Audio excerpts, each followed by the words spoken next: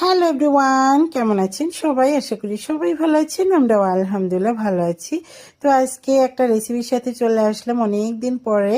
তো আজকে বাড়িতে চিকেন বিরিয়ানি রান্না করেছিলাম, তো ওই জন্য ভাবলাম আপনাদের সাথে শেয়ার করি। তো এখানে বড় বড় পিস করে রাখা আমি চিকেন নিয়ে নিয়েছি। তারপরে দিয়ে দিলাম মরিচের গুঁড়া, তারপরে ধনিয়া গুঁড়া, জিরার গুঁড়া, গরম মশলার গুঁড়া, আর দিয়ে দিলাম বিরিয়ানি মশলা। তো সব কিছু দেওয়া হয়ে গেলে তখন আবার দিয়ে দিব স্বাদ মতো নুন, তারপরে দিয়ে দিব লেবুর রস।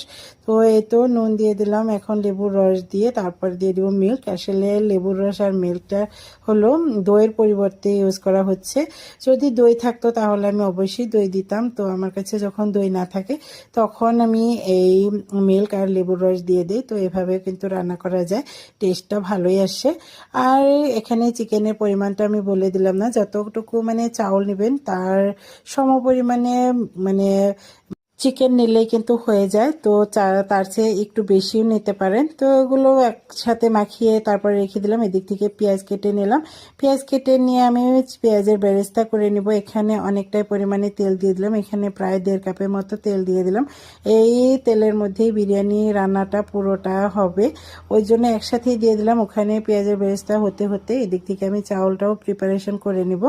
তো যেহেতু একটু পেঁয়াজের বেরেস্তা হতে একটু সময় লাগে, এখানে আমি বিরিয়ানির চাউল নিয়ে নিলাম। চাউল নিয়ে তারপরে ধুয়ে চুলার উপর বসিয়ে দিলাম। তো ওটা কিছুক্ষণ সময় মানে ভিজিয়ে রাখতে হয়।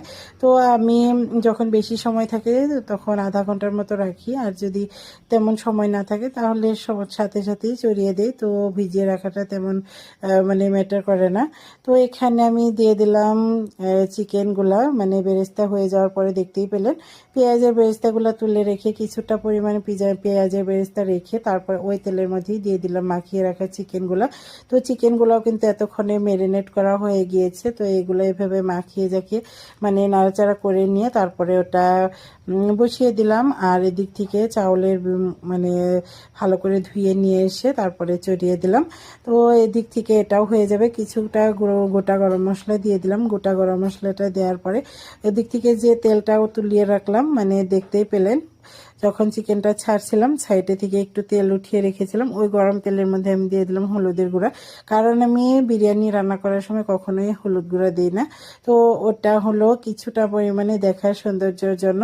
তো আমি যখন দমে বসাবো তখন আর কি ওটা দিব। কিছু কিছু রাইসের মধ্যে একটু যদি হলুদ হলুদ হয় ভালো লাগবে, ওই জন্য। তো এই তো এদিক থেকে চিকেনটা সিদ্ধ হয়ে গিয়েছে। তো বড় বড় পিস যেহেতু অনেকটাই সময় ধরে তারপরে আমি এটা